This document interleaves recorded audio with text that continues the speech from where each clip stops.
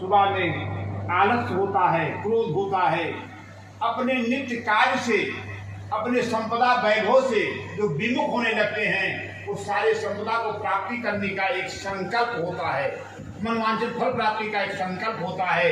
वो संकल्प आपको प्रत्येक दिन करना चाहिए। तो संकल्प किसे कहते हैं वो हम आपको अभी संस्कृत के बाद में हिंदी में समझाएंगे ट्रांसलेट करके।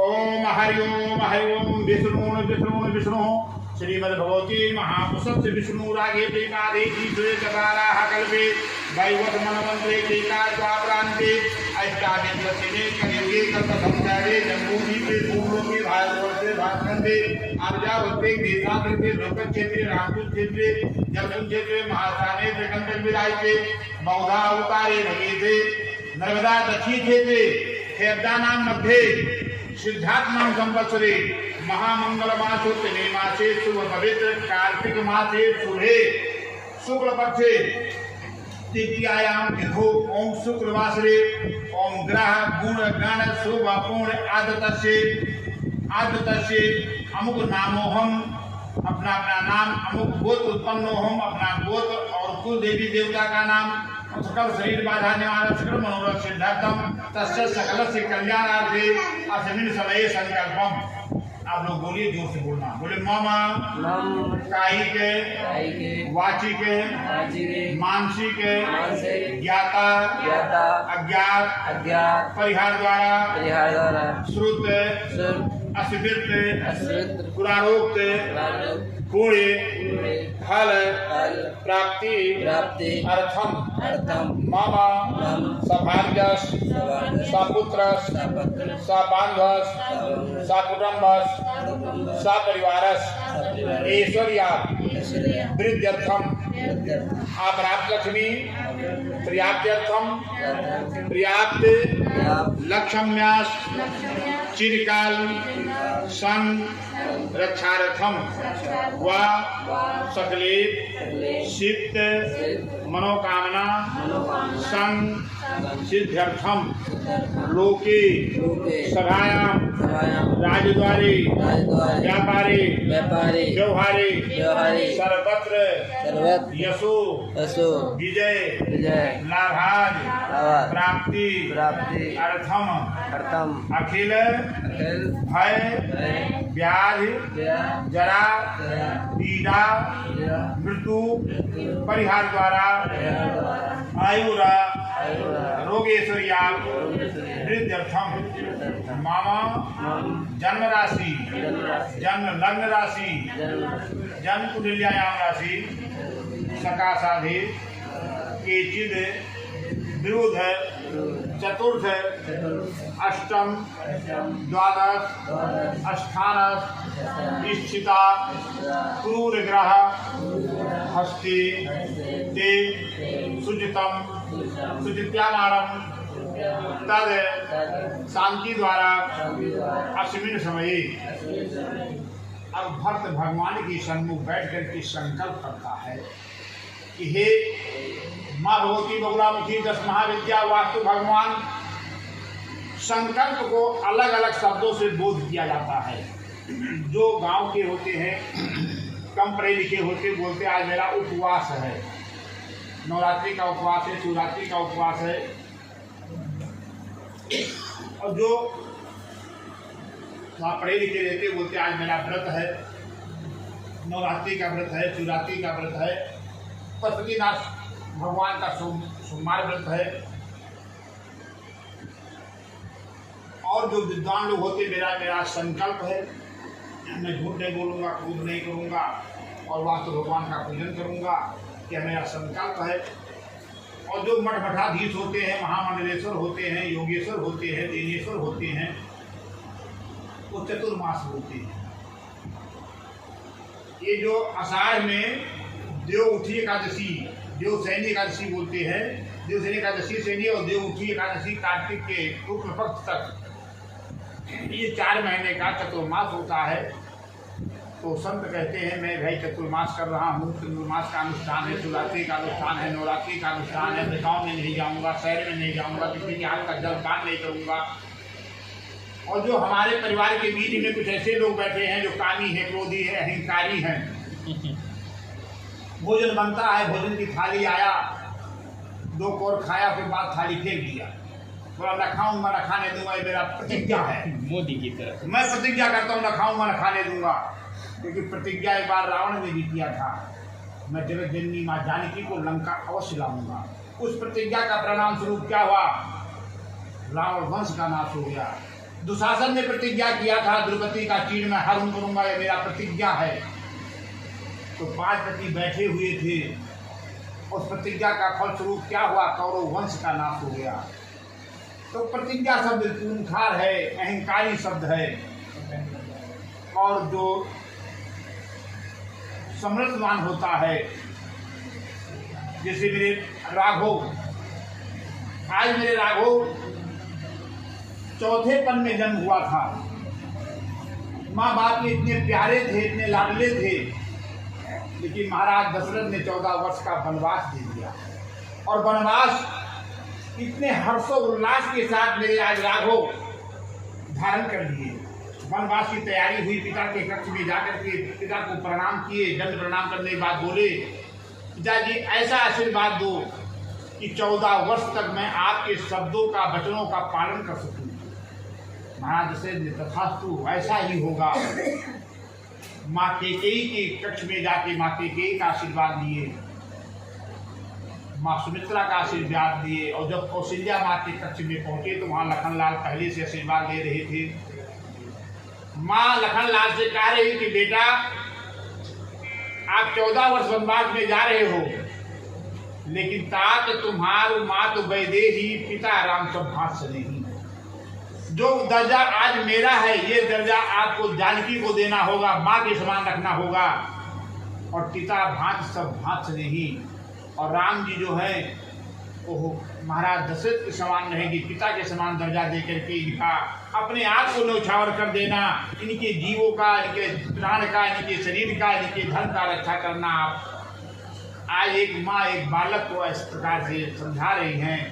और वहाँ पे मेरे राघव भी माँ का आशीर्वाद लेकर के जब सती सीता के कक्ष में पहुँचे हैं, हर घर के मुखिया, हर घर का मालिक जब कहीं जाता है, उस घर के मालिकिन को सारी बातें समझाता है, बताता है, दिखाता है कैसे रहना है, मेरे मेहमान का स्वागत कैसे होगा। आज मेरे राघव सती सीता को सब समझा रहे हैं। हे सीता, अयोध्या वासियों को ये आभास ना हो कि मेरा राम नहीं है, महाराज दशरथ को आभास ना हो कि मेरा राम नहीं है। आज आपको पत्नी, माँ और किसी को ये लगे नहीं कि मेरा राघव आज अयोध्या में नहीं है। माँ कौशल्या को, सुमित्रा को, कैकेयी को आप बहू बनकर भी सेवा करना और बेटा बनकर के भी सेवा करना होगा, जिससे हमारी माताओं को कभी आभास ना हो, गलान ना हो कि मेरा राम नहीं है। सारी बातें समझा करके जब मेरे राघव चलने लगे तो सती सीता ने पट को, दुपट्टा को मेरे राघव के पकड़ लिए, कहने लगी, स्वामी आप जिस धर्म से, जिस शास्त्र से, जिस ग्रंथ से हमको बताए, समझाए, वो यथार्थ सत्य है। मालिक के ना रहने पे मालिकिन को पूरा कार्य करना पड़ता है। मालिक बनकर भी कार्य करना होगा और मालिकिन बनकर भी कार्य करना होता है। लेकिन हे स्वामी, जिस शास्त्र से आपने समझाया उसी शास्त्र में ये भी लिखा हुआ है कि जे बिन देह नदी बिन वारी और तैसे नाथ पुरुष बिन नारी। जे बिन देह, जिस शरीर में जान नहीं हो, उस मृतक शरीर को कौन रखता है, कितना दिन रखता है, कितना घंटा रखता है। नदी बिन वारी, जिस नदियों में, वारी माने जल, जल नहीं हो, गंगा जमुना कावेरी कृष्णा गोदावरी नर्मदा क्षिप्रा, ऐसे महानदियों में जल नहीं हो तो लोग अशुभ मानते हैं। उस नदी को घूम करके जाएंगे, दर्शन नहीं करेंगे। तैसे नाथ पुरुष बिन नारी। हे प्रभु, जिस अभागिनी का पति नहीं होगा उसको कौन मान सम्मान देगा, उसी शास्त्र में लिखा हुआ है।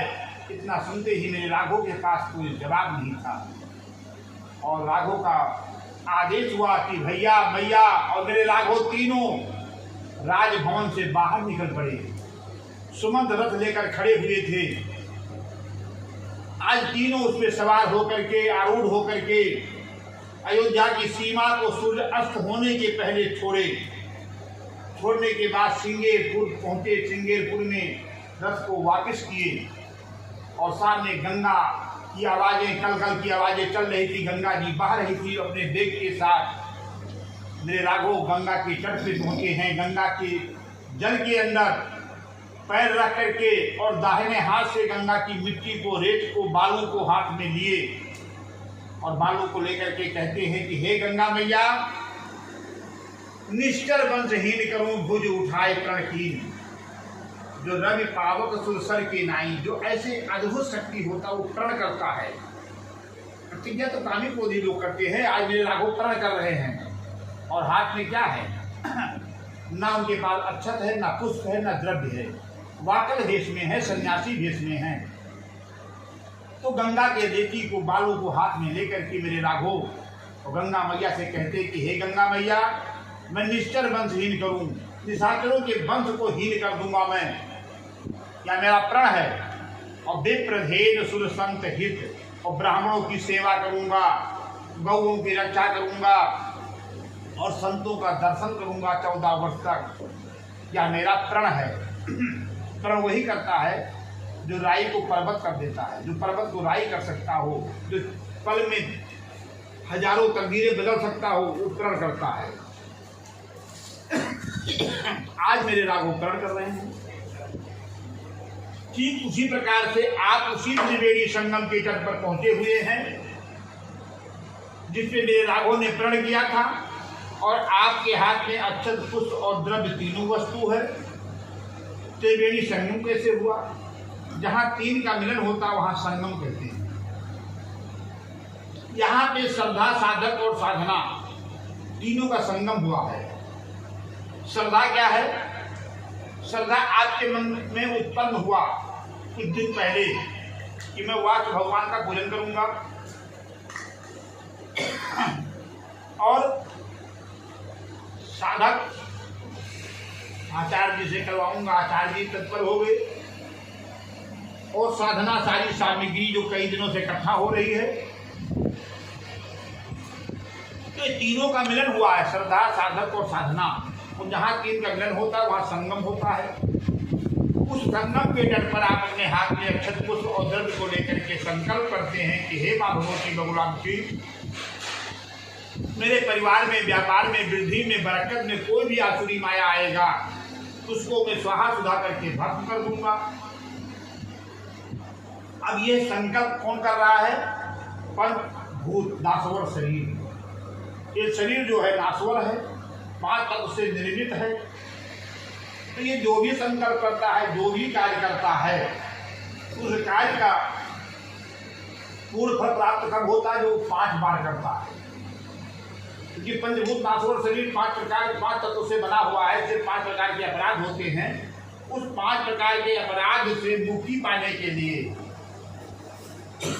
और जीवन में अपने उच्च पद को प्राप्ति के लिए, गति को, प्रगति को प्राप्ति के लिए वो 5 बार करता है। वो भी के पूर्ण प्राप्त होते हैं। जैसे आप गणपति का अनुष्ठान करते हैं तो कम से कम 5 बार करना होगा। माता जी का अनुष्ठान करते तो कम से कम 5 बार करना होगा। और प्रतिनाथ सोमवार व्रत करते तो कम से कम 5 बार करना होगा। और माँ भगवती बगुलामुखी का जो आप पूजन करते हो 5 बार कर लिए तो आपके जीवन में कभी भी अन्न, वस्त्र, धन की कमी नहीं होती है। इसलिए माँ का अनुष्ठान कभी भी जो 5 साल कर लेता है उसके 7 जन्म की कम पापम, 7 जन्मों का पाप धुल जाता है। 7 जन्मों के अकाल मृत्यु जो होती है वो मुक्त हो जाती है, विष्णु को प्राप्त हो जाता है और उसके जीवन में 3 पीढ़ी तक अन्न, वस्त्र, धन की कमी नहीं होती है। तो 5 प्रकार के अपराध क्या होते हैं जो आपने संस्कृत में आप बोल चुके हैं। पहला अपराध काया से होता है। काया से नाना प्रकार के अपराध होते हैं। किसी खिले हुए कली को तोड़ देना, मरोड़ देना, किसी को आवेश में थप्पड़ मार दे, कान का पर्दा फट गया, किसी के दांत टूट जाते हैं। कुछ लोग ऐसे भी होते हैं जो सिर में धुआं पड़ जाता कीड़ा और उस कीड़े को दवा डाल के हजारों कीड़े मार देते हैं। तो नाना प्रकार के अपराध शरीर से होते हैं, इसलिए भक्त भगवान के सन्मुख बैठ के संकल्प करता है, हे माँ भगवती बगुलामुख जी, मेरे परिवार में किसी देवी काया से अपराध हुआ हो तो उस अपराध की क्षमा के लिए आपका बंधन पूजन करने जा रहा हूँ। दूसरा होता वाचिक, दूसरा अपराध होता है वचन से, जो बड़े बड़े अपराध होते हैं वचन से। एक बार कुल्हाड़ी का घाव लगेगा शरीर में मिट जाएगा, लेकिन शब्दों का घाव कभी मिटेगा नहीं। कुछ लोग ऐसे ऐसे शब्दों का प्रयोग किए होंगे जीवन में जो अभी भी याद आता होगा। आज की स्थिति को देख करके, परिस्थिति को देख करके, आपकी लाचारी को देख करके, कमजोरी को देख करके लोग ऐसे ऐसे शब्दों का प्रयोग करते हैं जीवन में, जो समय तो बीत जाता है कि वो शब्द नहीं भूलता है। और वो शब्द जब जब याद आएगा तब तक खून खौलेगा, आत्मा से बदुआ निकलेगा और वो आह कभी न कभी व्यक्ति को दुखित कर देती है। आज भक्त भगवान के सन्मुख बैठ के संकल्प करता है कि हे माँ भगवती बगुलामुखी, हमारे परिवार में किसी से कोई भी वचन से अपराध हुआ हो, उस अपराध की क्षमा के लिए आपका बंधन पूजन करने जा रहा हूँ। तीसरा अपराध होता मनसा पाप। मनसा पाप भी बड़े बड़े होते हैं। एक भाई बहन जवान बाजार में सामान लेने गया है, देखने वाले देख रहे थे, भैया कौन लेके भगा लाया, किसी लगता है किसी पड़ोसी लेके आ गया। वो दोनों भाई बहन सगे पवित्र बंधन है। पड़ोसी का मकान 3 मंजिल है, 1 मंजिल है। अरे विश्वकर्मा भगवान मगनवा इस पर गिर जा तो लड्डू कल ही बांटे समुद्र पर। पड़ोसी बच्चा 100% ला रहा, अपना 50% ला रहे, तुलसी माता लड़का इसका पेट होता तो हनुमान दादा को लड्डू चढ़ाता।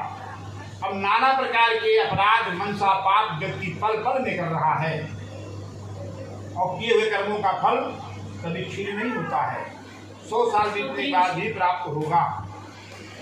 तो भक्त भगवान के सन्मुख बैठ के संकल्प करता है कि हे माँ भगवती बगुलामुखी, हमारे परिवार से कोई भी व्यक्ति मनसा पाप किया हो, उसके मनसा पाप के निवारण के लिए आपका बंधन पूजन करने जा रहा हूँ।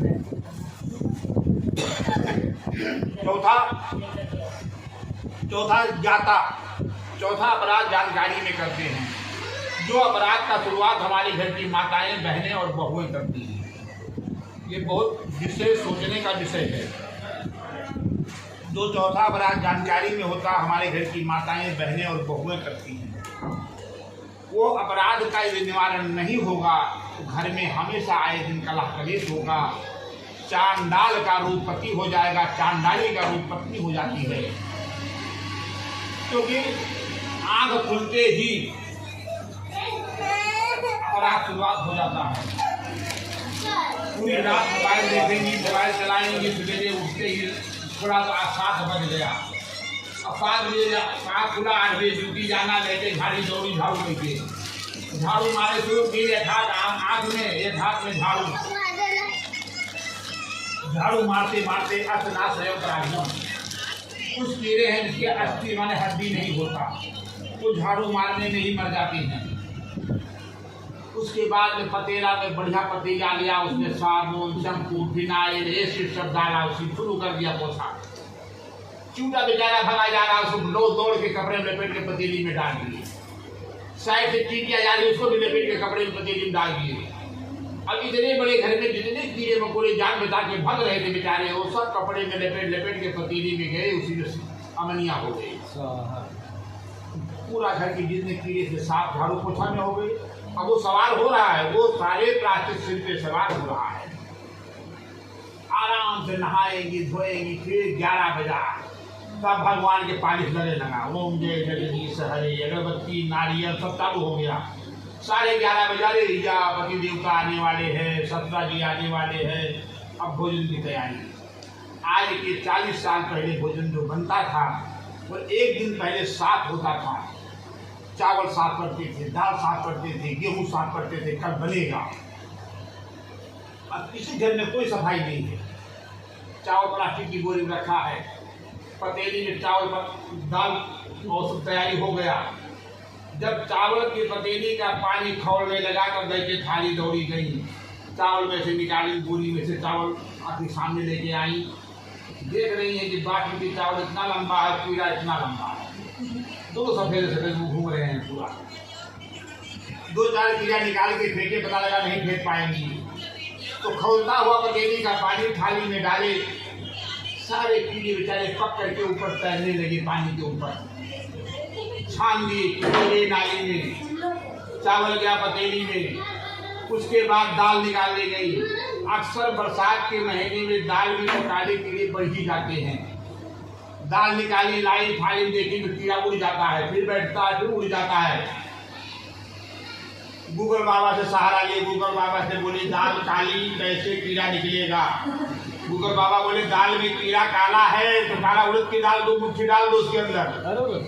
अब भैया बहू रानी समझ गई, वो काली दाल, आज तो दाल मिक्स दाल खिलाना दादा को।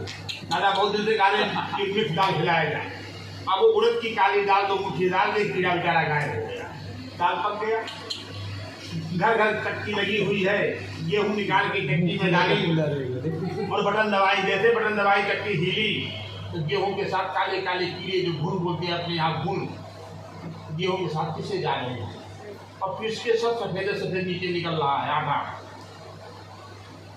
उस आटे में कितने कीड़े बेचारे पिसे, कितने जीव खत्म हो गए। और आटा खाएगा कौन? ससुरा जी, सासू जी और पति परमेश्वर। क्या खाएंगे? आटा साथ कीड़ा पिसा गया। और सब वो कीड़े को बना के खिला रही हैं, सुबह से शाम तक हजारों कीड़ों को मार रही हैं। किसके लिए? परिवार के लिए। और जानकारी नहीं तो भक्त भगवान के सम्मुख बैठ के संकल्प करता है कि हे माँ भगवती बगुलामुखी, जो हमारे परिवार में जान करके लाखों कीड़ों का हनन हुआ है, उस अपराध की क्षमा के लिए मैं आपका बंधन पूजन करने जा रही हूँ। ये इसीलिए भिक्षा दिया जाता है, वो अपराध भिक्षा से ही संपन्न हो सकता है, क्योंकि भिक्षा में कोई अपेक्षा नहीं होता है। और भिक्षा अभी आज के तारीख में भिखारी मिलेगा ही नहीं आपको, कोई भिखारी नहीं आता सुबह मांगने वाला, कोई आता नहीं। वो भिक्षा नहीं आता है तो आपका अपराध क्षमा कैसे होगा? ये अपराध ब्रह्म मुहूर्त में घर में दीवा बत्ती करने से, अपने इष्ट देव का पैर छूने से, पति परमेश्वर का पैर छूने से ही वो अपराध क्षमा हो सकता है जो आपने जीव हत्या किया है, जीव हनन किया है। ये बात ध्यान रखना, बाकी कोई रास्ता नहीं है। और 5वां अपराध होता है अज्ञानवश। 5वां अपराध हम करना नहीं चाहते, करने की इच्छा नहीं, कोई पैतृक गुण नहीं है, फिर भी अज्ञानवश हो जाता है। गाड़ी 120 की रफ्तार में जा रही है, आगे सर्प आ जाए, मेढक आ जाए, कुत्ता आ जाए, बिल्ली, जो भी आएगा कोई बचेगा नहीं, और बचाने जाओगे तो आप नहीं बचोगे। तो 5वां अपराध अज्ञानवश होता है। आप दौड़ते हुए पैदल जा रहे हैं, आपके पैर के नीचे मेढक आ गया, मेढक की चमड़ी खाली पैर के नीचे रहेगा, सारी सामग्री बाहर हो जाएगी। तो भक्त भगवान के सम्मुख बैठ के संकल्प करता है कि हे माँ भगवती बगुलामुखी, हमारे परिवार में अज्ञानवश कोई भी अपराध हुआ हो, उस अपराध की क्षमा के लिए आपका बंधन पूजन करने जा रहा हूँ। और यह पूजन करने से शुद्ध असमृत प्रारोक्त पुण्य फल प्राप्त अर्थम वेद शास्त्र के मति से जो भी फल प्राप्त होता है वो फल प्राप्त हो। किस चीज को? मम सभाग्य सपुत्र सबांध सकुटुंबक। ये पूजा करने में हमारे परिवार को फल मिलेगा, कुटुंब को फल मिलेगा, 7 पीढ़ी के सारे परिजनों को फल मिलेगा। ये एक के लिए नहीं होता है। और अप्राप्त लक्ष्मी प्राप्त अर्थम, भक्त अप्राप्त लक्ष्मी के पास जाके कहता है कि जो मेरे घर में लक्ष्मी प्राप्त नहीं होगी, लक्ष्मी प्राप्त हो। अप्राप्त लक्ष्म्या चिरकाल सदर्थार्थम, और ऐसी लक्ष्मी प्राप्त हो जो चिरकाल, बहुत कालों तक हमारे धन और परिवार की रक्षा हो। लेकिन लक्ष्मी प्राप्त होने के बाद में रक्षा नहीं होता, भक्षण होता है। लक्ष्मी के सूत्र 4, लक्ष्मी के 4 पुत्र हैं। जहाँ माँ जाती है वहाँ बेटा जाते हैं। खाली जहाँ धर्म से धन है, जहाँ धर्म का पावा मजबूत है, वहाँ लक्ष्मी के 4 बेटों का प्रवेश नहीं होता। बाकी जहाँ धर्म का पावा कमजोर हुआ, वहाँ 4 बेटा धीरे धीरे प्रवेश कर जाएंगे। 4 बेटे कौन से लक्ष्मी के हैं ध्यान देना। तो जहाँ माँ जाएगी बेटा वहाँ जरूर जाएंगे। खाली जहाँ धर्म से धन है, धर्म का पावा मजबूत है, वहाँ बेटों का प्रवेश नहीं होता। तो पहला बेटा है, आप 10 लाख 10 दिन घर में रख के देख लेना, पहला बेटा अपने आप घुस जाएगा। पहला बेटा है रोग। किसी न किसी परिवार को रोग हो जाना है। धर्म से आया है तो नहीं होगा, जहां धर्म का पावा कमजोर है वहां की बात हो रही है। दूसरा बेटा है द्वेष, ईर्षा, आपके साथ घूमेगा, आपकी रोटी भी खाएगा, आपकी गाड़ी पे अपना सारा काम भी करेगा, खर्चा भी लेगा, और लोगों से कहेगा अरे भैया चौरसिया कब कमा रहा है, पनाव डंडियों काट के बेच देता है, पूरा कब काट रहा है, तो ऐसे बोलेगा वही जो आपके साथ घूम रहा है, जो आपकी रोटी खा रहा है, आपके घर में लड़ाएगा आके, पत्नी से कुछ और बोलेगा, आपसे कुछ और बोलेगा, बाप से कुछ और बोलेगा, क्योंकि वो अपनी पापड़ खाली बेल रहा है, अंदर से द्वेष है, ईर्षा है। और दूसरा बेटा क्या है? शोक। शोक भी लक्ष्मी का बेटा है। एक शोक संदेह में व्यक्ति का 5 दिन बिगड़ता है।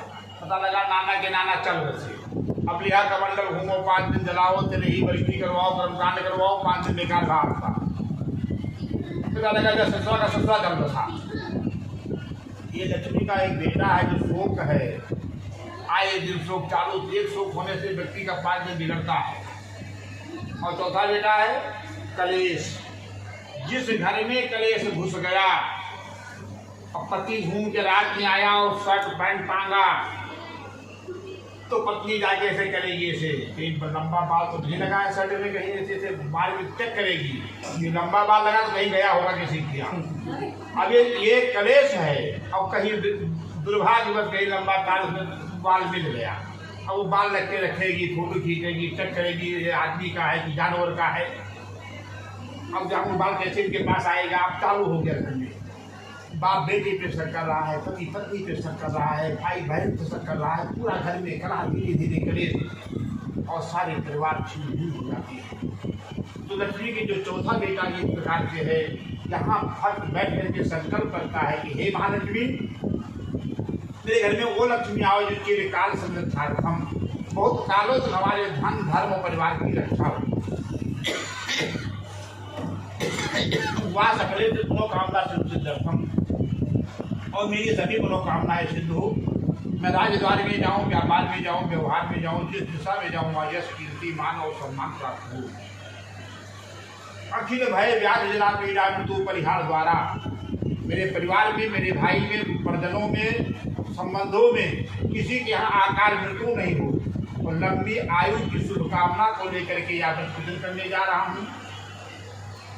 मम जन्म राशि, जन्म लग्न राशि, जन्म कुंडल्यायाम राशि सका साधे के विरुद्ध द्वादश। जब व्यक्ति के 8, 4, 12 पे जन्म कुंडली पे या राशि कुंडली पे पापक ग्रह बैठ जाता है, वो व्यक्ति जीवन में हमेशा हताश रहता है, उदास रहता है, निराश रहता है। जस करने जाता है अब जस मिल रहा है, बुराई करने जाता है बुराई मिल रही है, क्योंकि 8, 4, 12 पे पापक ग्रह बैठा हुआ है। चतुर्थ अष्टम द्वादश 8, 4, 12 पे पापक ग्रह ऐसा बैठा हुआ है कि जीवन को उथल पुथल कर देता है। पसीना बहा रहा है, पैसा नहीं आ रहा घर में, परिश्रम कर रहा है, परिवार नहीं चला पा रहा है।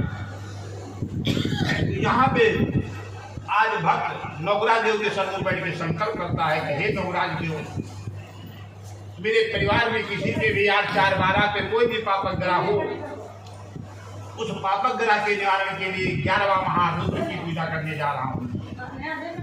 बोले मम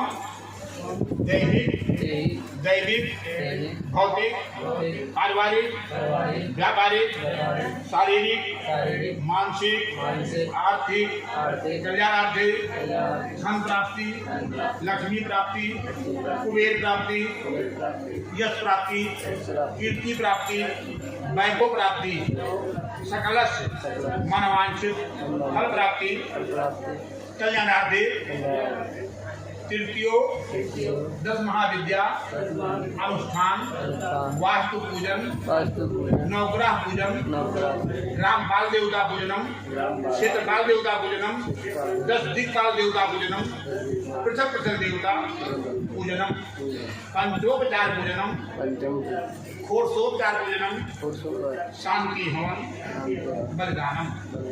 मम गृहे धनम धान्यम पशु बहुपुत्र लाभम सत्संवत्सरम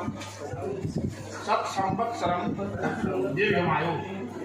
ओम क्लीं देवगीसुत गोविंद वासुदेव जगतपते देहि तनयम कृष्ण स्वामिहम शरणम गता।